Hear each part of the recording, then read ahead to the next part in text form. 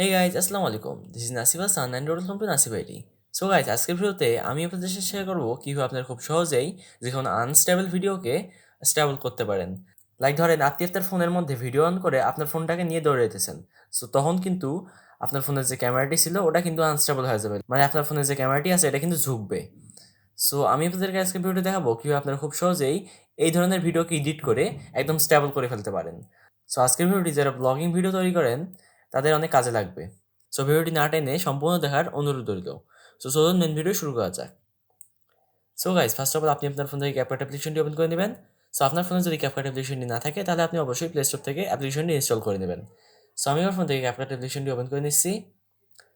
So CapCut অ্যাপ্লিকেশনটি open হয়ে যাওয়ার পর আপনার এখান থেকে নিউ প্রজেক্টে ক্লিক করে দিবেন। দেন আপনার যে আনস্টেবল ভিডিওটা আছে ওটা আপনি এখান থেকে সিলেক্ট করে অ্যাডে ক্লিক করে দিবেন। সো আমার এই ভিডিওটা আমি কিছুক্ষণ আগে করলাম। যে ভিডিওটার মধ্যে আমি একটি বইয়ের ভিডিও করেছি এবং আমার যে ক্যামেরাটি আছে আমার মোবাইলের ওটাকে আমি অনেক বেশি পরিমাণে শেক করেছি, যার কারণে কিন্তু এই ভিডিওটি আনস্টেবল হয়ে গেছে। সো আমি এই ভিডিওটাকে আপনাদেরকে স্টেবল করে দেখাবো। সো আমি এখান থেকে ভিডিওটা সিলেক্ট করে নিলাম, দেন আমি এখান থেকে অ্যাডে ক্লিক করে দিলাম। সো আমি ভিডিওটিকে স্টেবল করার আগে আপনাদেরকে একবার ভিডিওটি প্লে করে দেখাচ্ছি। সো আপনারা দেখতে পাচ্ছেন ভিডিওটি কিন্তু অনেক আনস্টেবল। সো আমি আপনাদেরকে এই ভিডিওটিকে স্টেবল করে দেখাবো।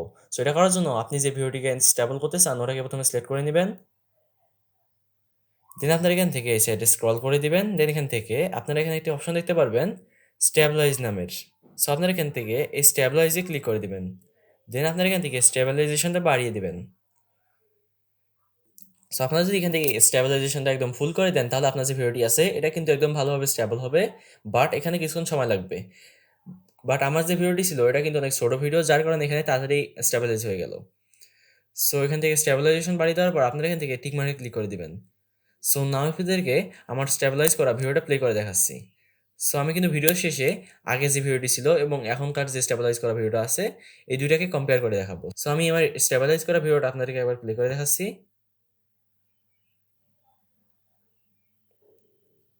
সো আপনারা দেখতে পাচ্ছেন আমার ভিডিওটি কিন্তু অনেক ভালোভাবে স্টেবল হয়ে গেছে।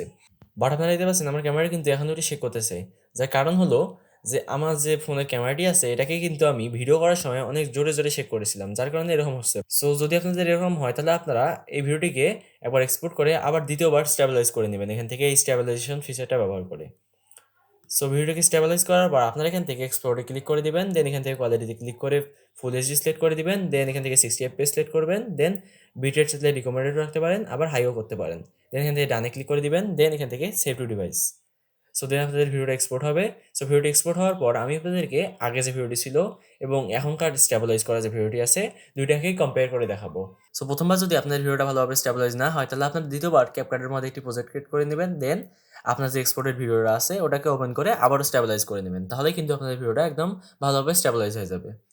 সো ভিডিও এক্সপোর্ট করার পর আপনি এখান থেকে ডানে ক্লিক করে দিবেন। দেন আপনার ফোন থেকে ক্যাপকাট অ্যাপ্লিকেশনটি ক্লোজ করে নেবেন।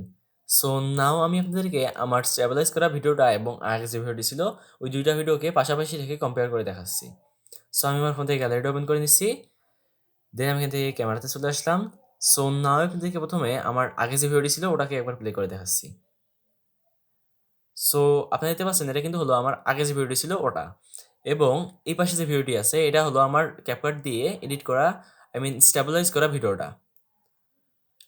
সো আপনারা দেখতে পাচ্ছেন আমার ভিডিওটি কিন্তু অনেক ভালোভাবে স্টেবিলাইজ হয়েছে। সো এই ভিডিওটি করার সময় কিন্তু আমি অনেক বেশি পরিমাণে আমার ক্যামেরাটাকে শেক করেছি, যার কারণে কিন্তু এখানে এখনও হালকা একটু শেকিং আছে এই ভিডিওর মধ্যে। বাট আপনারা যদি আপনার ক্যামেরাটাকে অনেক বেশি পরিমাণে শেক করেন এবং আপনার ভিডিওটা যদি এরকম হয় যে একবার এক্সপোর্ট করার পরেও ভালোভাবে স্টেবিলাইজ হয়নি, তাহলে আপনার দ্বিতীয়বার আপনার এক্সপোর্টেড ভিডিওটাকে ক্যাপকাটের মধ্যে ওপেন করে আবারও স্টেবিলাইজ করে নেবেন। সো দ্বিতীয়বার স্টেবিলাইজ করলে কিন্তু আপনার ভিডিওটা একদম ভালোভাবে স্টেবিলাইজ হয়ে যাবে। এবং ভিডিও এডিট করার সময় আপনারা সবসময় খেয়াল রাখবেন আপনার ভিডিওর লাস্টে যে ক্লিপটা আছে, ক্যাপকাটে যে লাস্টে যে একটি ক্লিপ থাকে এটাকে ডিলিট করে দেওয়ার।